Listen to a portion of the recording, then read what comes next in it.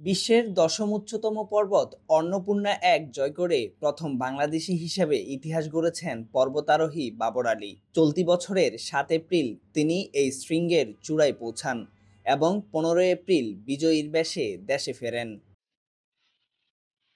এই অসাধারণ সাফল্য উদযাপন এবং জাতীয় পতাকা প্রত্যর্পণের আনুষ্ঠানিকতা উপলক্ষে আজ বুধবার চট্টগ্রাম নগরীর আলিউস প্রসেস দ্য চট্টগ্রাম মিলনায়তনে এক সংবাদ সম্মেলন ও পতাকা প্রত্যর্পণ অনুষ্ঠান অনুষ্ঠিত হয়। নেপালের হিমালয় পর্বতমালায় অবস্থিত অন্নপূর্ণা এক তার চ্যালেঞ্জিং রুট এবং প্রতিকূল আবহাওয়ার জন্য বেশ পরিচিত।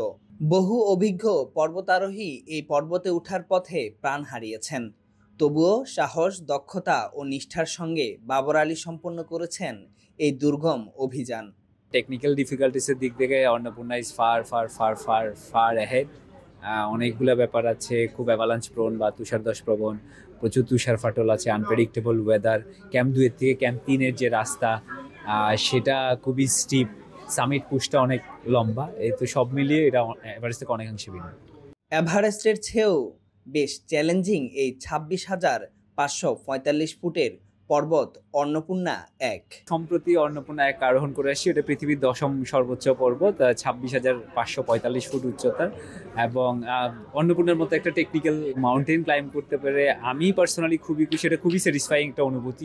বাবরের পরবর্তী স্বপ্ন পৃথিবীর ৮ম উচ্চতম পর্বত মানাসলু জয় করা। পৃথিবীর ৮ম সর্বোচ্চ পর্বত মানাসলু, সেটা ক্লাইম্ব করা, সেটা আসছে শরতেই, সেটা ক্লাইম্ব করার ইচ্ছা আছে। বাবর আলীর এই অর্জন শুধু পর্বত জয় নয়, জাতির গৌরব। অন্নপূর্ণার শৃঙ্গে উড়ানো লাল সবুজের পতাকা সাহস, অধ্যবসায় আর স্বপ্নের প্রতীক। Mahmud Hasan, C voice 24।